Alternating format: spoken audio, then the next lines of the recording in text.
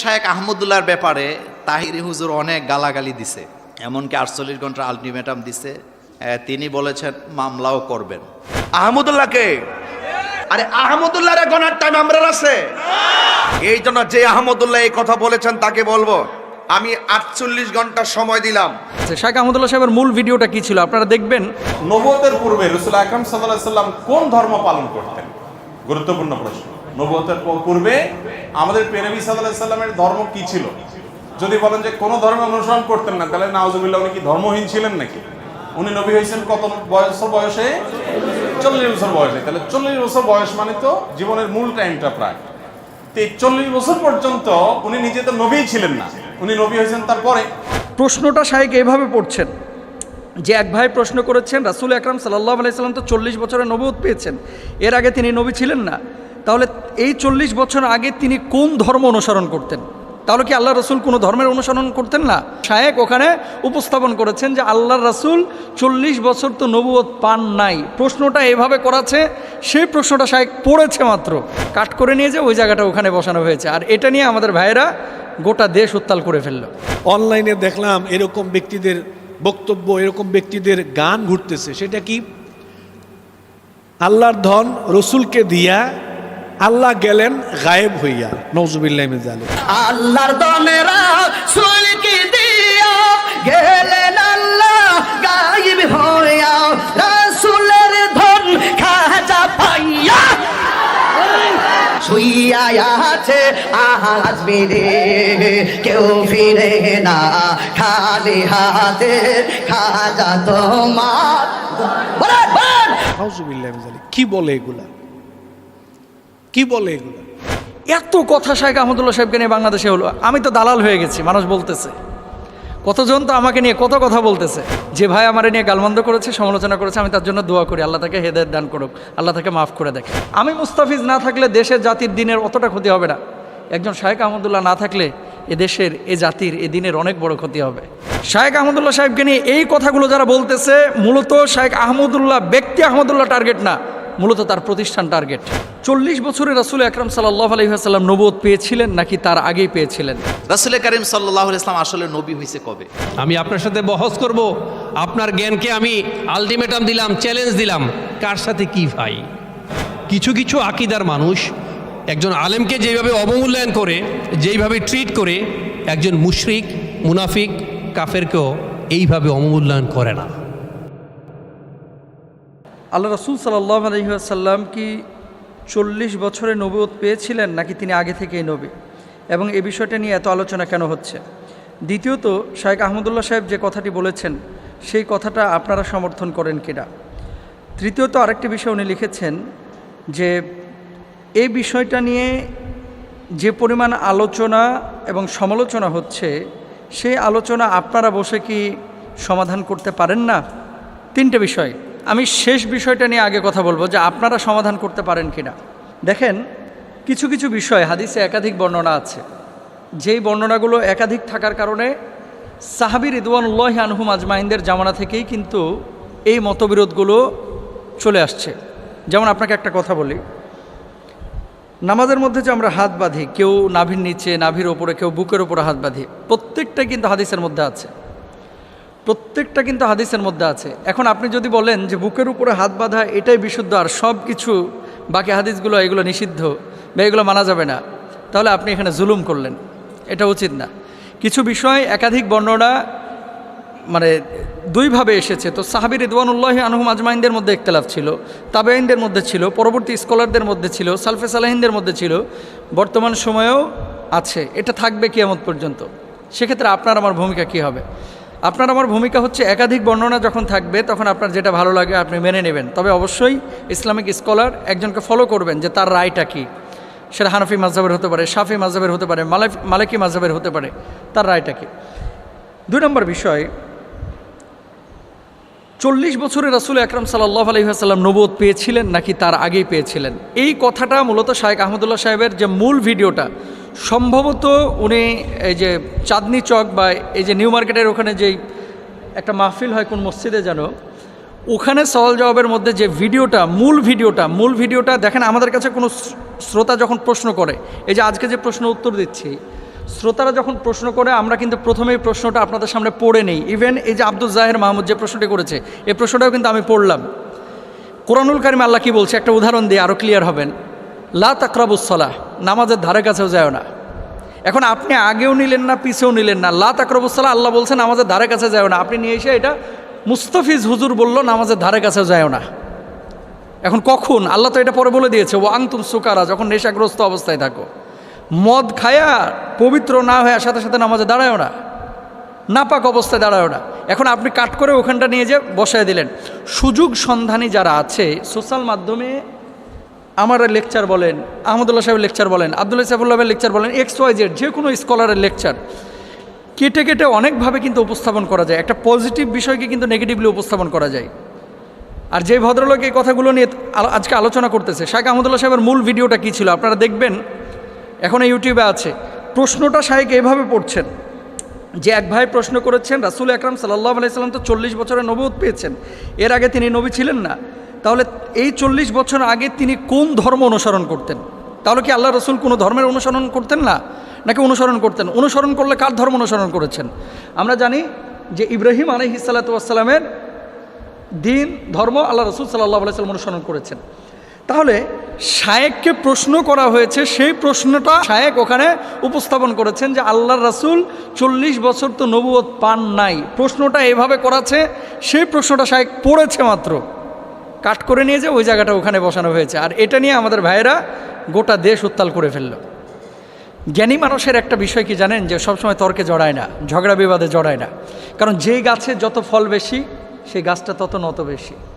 এই যে আম বড় বড় দেখবেন গাছের উপরে ধরে আছে, যত বেশি আম গাছটা তত নত। এত কথা শাইখ আহমদুল্লাহ সাহেবকে নিয়ে বাংলাদেশে হলো, আমি তো দালাল হয়ে গেছি। মানুষ বলতেছে, কতজন তো আমাকে নিয়ে কত কথা বলতেছে। এতদিন আমাকে নিয়ে কেউ সমালোচনা পৃথকভাবে করেছে, কিন্তু আওয়ামভাবে একটা দুইটা না একাধিক ভিডিওতে আমাকে সমালোচনা করেছে। যে ভাই আমার নিয়ে গালমন্দ করেছে, সমালোচনা করেছে, আমি তার জন্য দোয়া করি, আল্লাহ তাকে হেদায়েত দান করুক, আল্লাহ তাকে মাফ করে দেয়। তার ব্যাপারে আমার কোনো আক্রোশ নাই, বিদ্বেষ নাই। কিন্তু শাইখ আহমদুল্লাহ বাংলাদেশের একটা অ্যাসেট। আহমদুল্লাহরা প্রতি বছর জন্ম নেয় না।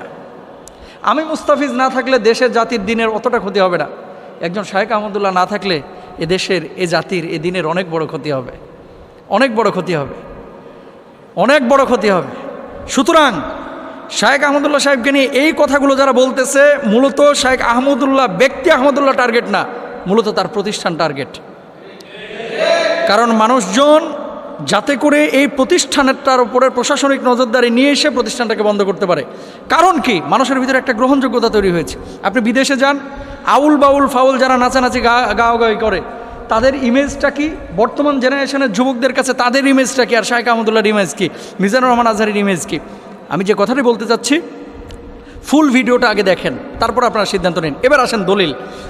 বলা হচ্ছে কি, যে কেউ যদি নবীজিকে বলে যে 40 বছরে আল্লাহ রসুল সাল্লাল্লাহু আলাইহি ওয়াসাল্লাম নবুয়ত পেয়েছেন, তার আগে যদি কেউ বিশ্বাস না করে সে কাফের হয়ে যাবে। যদি এই কথা কেউ বলে, তাহলে আনাস ইবনে মালিক রাদিয়াল্লাহু তাআলা আনহু এবং আব্দুল্লাহ ইবনে আব্বাস রাদিয়াল্লাহু তাআলা আনহুমা তাদের কথা অনুসারে সেই কাফেরের খাতায় তাদের নাম উঠে যায়। নাউযুবিল্লাহি মিন যালিক। কেন বলি? বুখারী শরীফের হাদিস। আনাস ইবনে মালিক রাদিয়াল্লাহু তাআলা আনহু কি বলছেন? আল্লাহ রসুল সাল্লাল্লাহু আলাইহি ওয়াসাল্লামের 1 বছরও না 2 বছর না 10টা বছর তিনি খেদমত করেছেন। তিনি বলছেন, বাসাহুল্লাহু আলা রাসি 40 সানাতান। হযরত আব্দুল্লাহ ইবনে আব্বাস রাদিয়াল্লাহু তাআলা আনহু থেকে বর্ণিত, বয়সা রাসূলুল্লাহ সাল্লাল্লাহু আলাইহি ওয়াসাল্লাম লি 40 সানাতান। আল্লাহ রসুল সাল্লাল্লাহু আলাইহি ওয়াসাল্লামের উপরে আল্লাহ তাআলা নবুয়ত দিয়েছেন 40 বছরে। তা আনাস ইবনে মালিক রাদিয়াল্লাহু তাআলা আনহু তিনি বলছেন 40 বছরে নবুয়ত দেওয়া হয়েছে। তাহলে যারা বলতেছে যে 40 বছরে আল্লাহ নবীকে নবুয়ত দেওয়া হয়েছে, তাহলে সেই কথা অনুসারে আনাস ইবনে মালিক রাদিয়াল্লাহু তাআলা আনহুর উপরে তো সেই অপবাদ যায়। নাউযুবিল্লাহ। আব্দুল্লাহ ইবনে আব্বাস রাদিয়াল্লাহু তাআলা আনহুমা তিনি বলছেন যে আল্লাহ রসুল সাল্লাল্লাহু আলাইহি ওয়াসাল্লামের উপরে 40 বছরের নবুয়ত এসেছে। আল্লাহ রসুল সাল্লাল্লাহু আলাইহি ওয়াসাল্লাম আরেকটি হাদিসের মধ্যে কি বলছেন দেখেন। নবীজি বলছেন, ইন্নী লা আরিফু হাজরান বিমাক্কাতা কানা ইউসাল্লিমু আলা ক্বাবলা আই উবাস।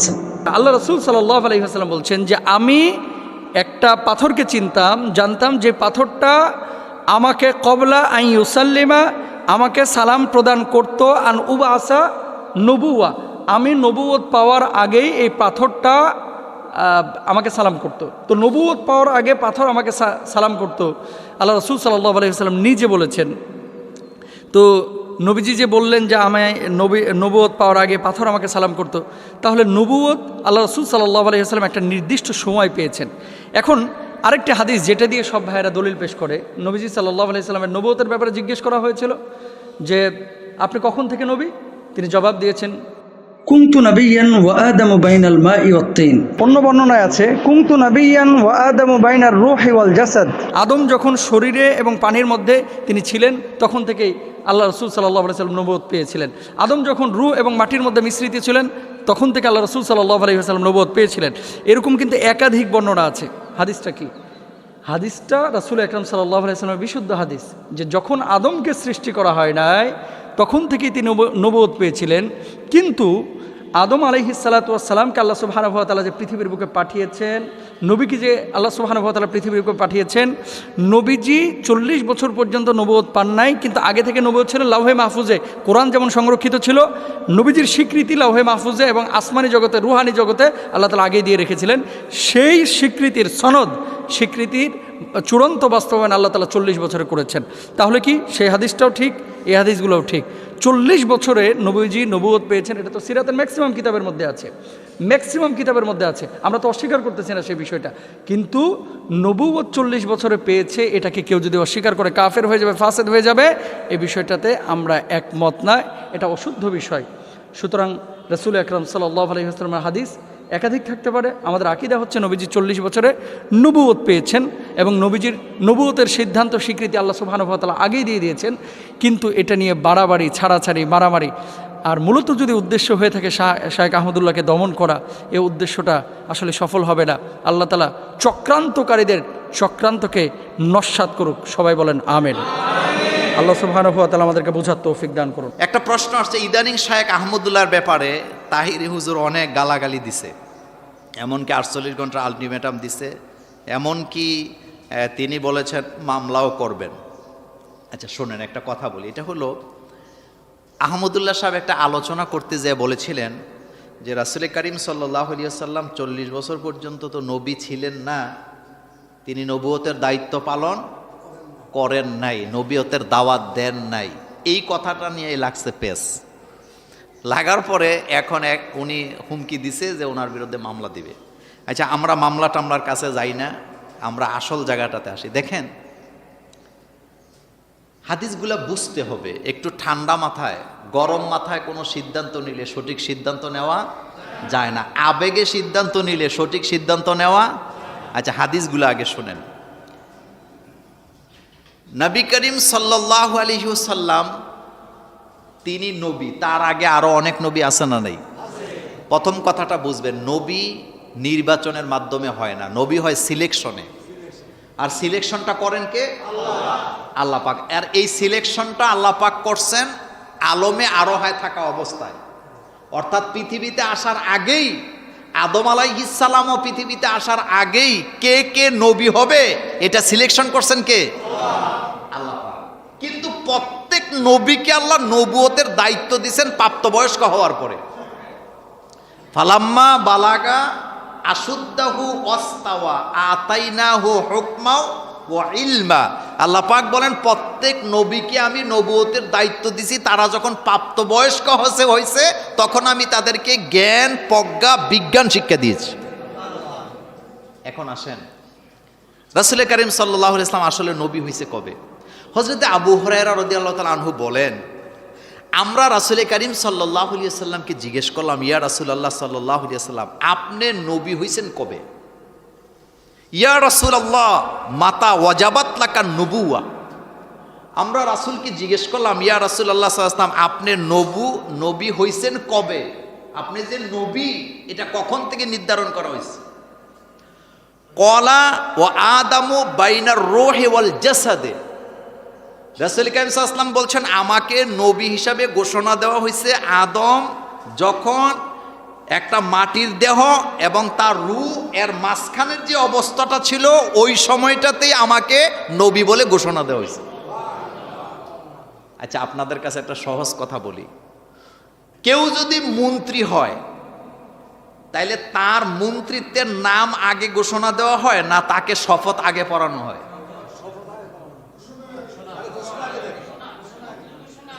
ঘোষণা আগে না শপথ আগে? আগে ঘোষণা, আগে ঘোষণা। আচ্ছা, কোন একটা জায়গায় রেজাল্টে ফার্স্ট সেকেন্ড থার্ড হয়েছে, তাদেরকে পুরস্কৃত করা হবে, ঘোষণা আগে না পুরস্কার আগে? এ কথাটা সহজ। প্রত্যেক নবীর নবুয়তের ঘোষণাটা রুহের জগতে হয়েছে, এতে কোনো সন্দেহ নাই। কিন্তু পৃথিবীতে আসার পরে নবুয়তের দায়িত্বটা দেওয়া হয়েছে একটা নির্দিষ্ট সময়ে নির্দিষ্ট বয়সে। এই কথাটার মধ্যে এতটুকু পার্থক্য, এটার জন্য একজন আরেকজনকে গালাগালি করার কিচ্ছু নাই। যেমন রাসূল করিম সাল্লাল্লাহু আলাইহি ওয়াসাল্লাম, তিনি 41 বছরের প্রথম দিন তার উপরে ওহী নাজিল হয়েছে নাকি? এর আগে কি উনি কালিমার দাওয়াত দিয়েছেন, নামাজের দাওয়াত দিয়েছেন, যাকাতের দাওয়াত দিয়েছেন? দেয় নাই। তিনি হিলফুল ফুজুলের সাথে কাজ করছেন। তিনি তাহান্নুস করতেন হেরা গুহায়। কি করতেন? তাহান্নুস। তাহান্নুসের ব্যাখ্যা আমি আপনাকে 1 ঘন্টা দিতে পারবো।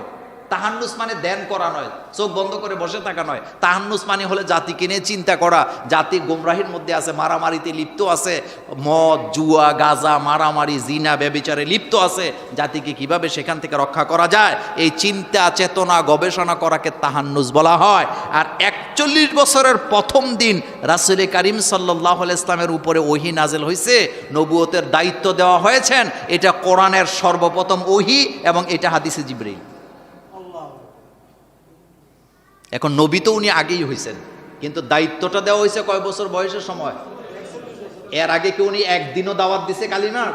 একবারও কি দিছেন? দেয় না। তবে তিনি কখনো শিরিক করেন নাই, তিনি ওই অবস্থায় মূর্তি পূজা করেন নাই, তিনি প্রতিমার সামনে কখনো মাথা নত করেন নাই। কেন করে নাই? কারণ তাকে কন্ট্রোল করেছেন কে? আল্লাহ পাক তাকে রহমতের চাদর দিয়ে গঠন করে রেখেছেন, তিনি যাতে এদিক সেদিক না যায়। দেখেন আরেকটি হাদিসে আসছেন মাইশারা আল ফজর রাদিয়াল্লাহু তাআলা আনহু, তিনি বলেন কুলতু লি রাসূলিল্লাহি সাল্লাল্লাহু আলাইহি ওয়াসাল্লাম, আমি রাসূল সাল্লাল্লাহু আলাইহি ওয়াসাল্লামকে জিজ্ঞেস করলাম, মাতা কুনতা কুতিবতা জুইলতা নবিয়ান, হে রাসূল সাল্লাল্লাহু আলাইহি ওয়াসাল্লাম, আপনি কখন নবী ছিলেন, আপনি কখন থেকে নবী হয়েছেন, বা আপনি নবী হিসাবে কখন থেকে লিখিত হয়েছে আপনাকে? কলা, রাসূল সাল্লাল্লাহু আলাইহি ওয়াসাল্লাম বলেছেন, ওয়া আদামু বাইনার রূহে ওয়াল জাসাদে, আদম যখন মাটি এবং রুহের মাঝখানে অবস্থান করছিলেন আমি তখন থেকে নবী। তাহলে ঘোষণা হয়েছে আগে, দায়িত্ব দেওয়া হয়েছে পরে। এই কথাটা সহজ না কঠিন? এটা লিয়া তুল কালাম করার কি আছে রে ভাই? একটু ঠান্ডা মাথায় চিন্তা করলেই তো বোঝা যায় বিষয়টা, নাকি? হযরতে মূসা আলাইহিস সালাম, হযরত ইব্রাহিম আলাইহিস সালাম, তারা যে নবী হয়েছেন এটা তো আগেই হয়েছে নাকি? কিন্তু দুনিয়াতে আসার পরে তিনাদেরকে একটা নির্দিষ্ট সময়ে কি দায়িত্বটা দেওয়া হয়েছে। হযরতে মূসা আলাইহিস সালাম তিনিও দাওয়াতি কাজ করেছেন একটা নির্দিষ্ট সময়। আল্লাহ পাক বলছেন ফা ইন্নাহু তগা, ফেরাউন তগা হয়ে গেছে, তাকে তুমি দাওয়াত দিতে যাও। সুতরাং এটা নিয়ে মারামারি করার কিছু আছে বলে আমরা মনে করি না। একজন বাংলাদেশের প্রসিদ্ধ একজন আলেম, বাংলাদেশের একজন জনপ্রিয় আলেম, তিনি কথা বলতে গিয়ে কোনো একটা কথা এদিক সেদিক হয়েছে, আরেকজন ভাই দেখলাম অনলাইনে বলতেছে সে এই কথা বলে নবীর দুশ্মনী করলো, কুফুরি করলো, ইসলাম থেকে বের হয়ে গেল। এরপরে তাকে 48 ঘন্টার আলটিমেটাম দেওয়া হয়েছে যাতে জাতির কাছে তিনি ক্ষমা চান, এরপরে এর ব্যাপারে আইনগত ব্যবস্থা নেওয়া হবে। নাউজুবিল্লাহ মিন যালিক। আরে ভাই, একজন মানুষ, একজন আলোচক আলোচনা করতে গেলে তিনি যদি ওনার চিন্তা ভাবনাটা আপনাদের সামনে তুলে ধরেন, হয়তো ওনার চিন্তা ভাবনা আপনার পছন্দ নাও হতে পারে, ওনার মতামত আপনার পছন্দ নাও হতে পারে, ওনার দৃষ্টিভঙ্গি আপনার পছন্দ নাও হতে পারে, তো আপনি কি করবেন? ওনার দৃষ্টিভঙ্গি, ওনার মতের বিরুদ্ধে আপনিও আলোচনা করেন, কোনো অসুবিধা নেই। আপনি বলতে পারেন যে ভাই, আমরা অমুক একজন আলেমের আলোচনা শুনেছি, তিনি এই ব্যাপারটা এইভাবে কথা বলেছেন, আমাদের কাছে কোরআন হাদিস অনুযায়ী মনে হয় এই কথাটা সুন্দর হয় নাই, কথাটা এরকম না, এই দৃষ্টিভঙ্গি এরকম না, আমরা এটাকে এভাবে লালন পালন করি। আশা করি তিনি ওনার এই দৃষ্টিভঙ্গি নিয়ে আবার কথা বলবেন, বা আপনারটা ভুল হয়েছে। একটা কথা বলার সিস্টেম তো কত ধরনের আছে, কিন্তু আমরা ডাইরেক্ট অ্যাকশনে চলে যাই, ও কাফের হয়ে গেছে, ইসলাম থেকে বের হয়ে গেছে, ও নবীর দুশ্মন, ও আল্লাহর দুশ্মন, এরপরে ওর বিরুদ্ধে আইনগত ব্যবস্থা নিতে হবে। নানান ধরনের কথাবার্তা আজকে আমাদের ভিতরে চর্চা হচ্ছে। নাউজুবিল্লাহি মিন যালিক। আমি এই আপনাদের মাধ্যমে আমরা অনলাইনে যারা আছে এরকম মানুষদেরকে আমরা জানাতে চাই, কোনো আলেম আলোচনা করতে গেলে দৃষ্টিভঙ্গি যদি আপনার মতের সাথে মিল না হয় বা যদি মনে হয় কেউ ভুল করছে, তাহলে আমাদের উচিত হলো ওই ব্যক্তিকে সর্বপ্রথম ইনফর্ম করা, ওই ব্যক্তিকে আগে জানানো।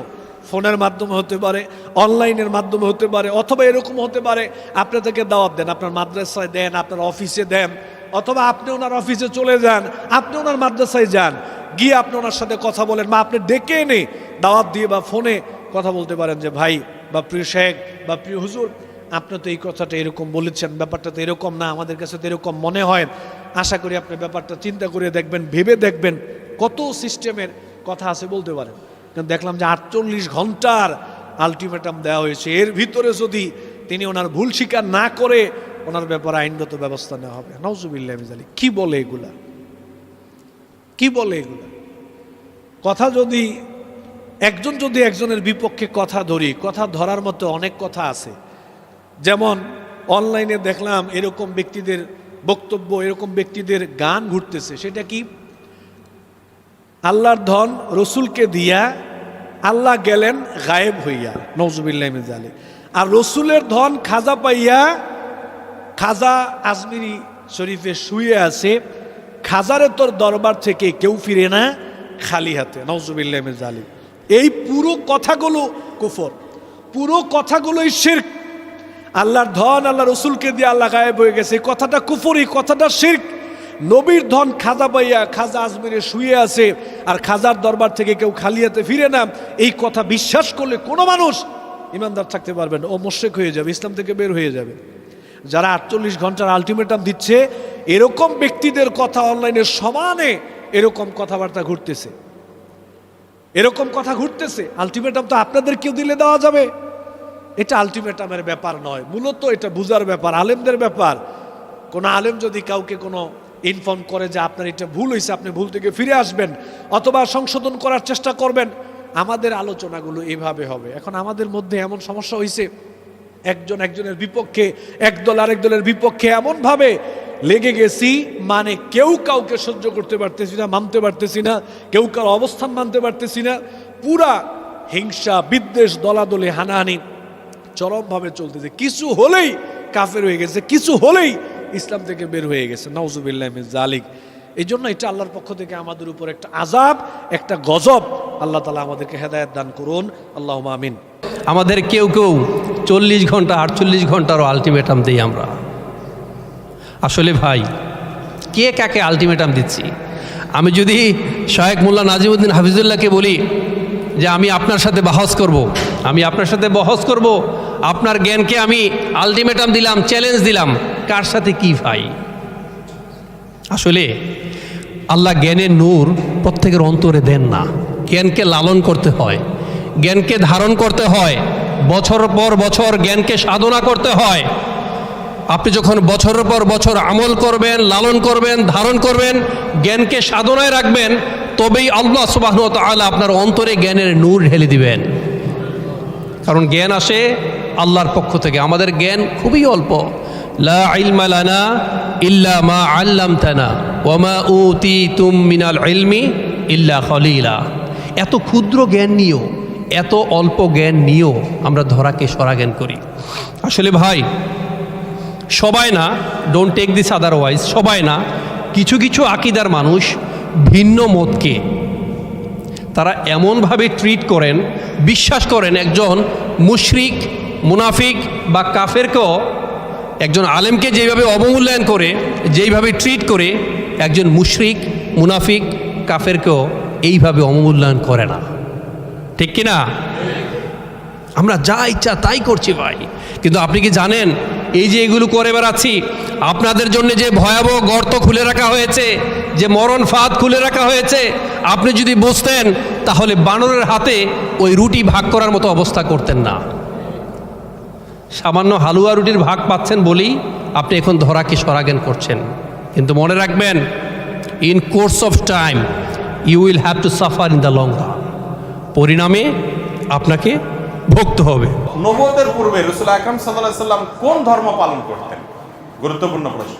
নবুয়তের পূর্বে আমাদের নবী সাল্লাল্লাহু আলাইহি সাল্লামের ধর্ম কি ছিল? যদি বলেন যে কোনো ধর্ম অনুসরণ করতেন না, তাহলে নাউজুবিল্লাহ উনি কি ধর্মহীন ছিলেন নাকি? উনি নবী হয়েছেন কত বয়সে? 40 বছর বয়সে। তাহলে 40 বছর বয়স মানে তো জীবনের মূল টাইমটা প্রায়। তো এই 40 বছর পর্যন্ত উনি নিজে তো নবীই ছিলেন না, উনি নবী হয়েছেন তারপরে। তাহলে 40 বছর পর্যন্ত নবী হওয়ার আগে তার ধর্ম কি ছিল?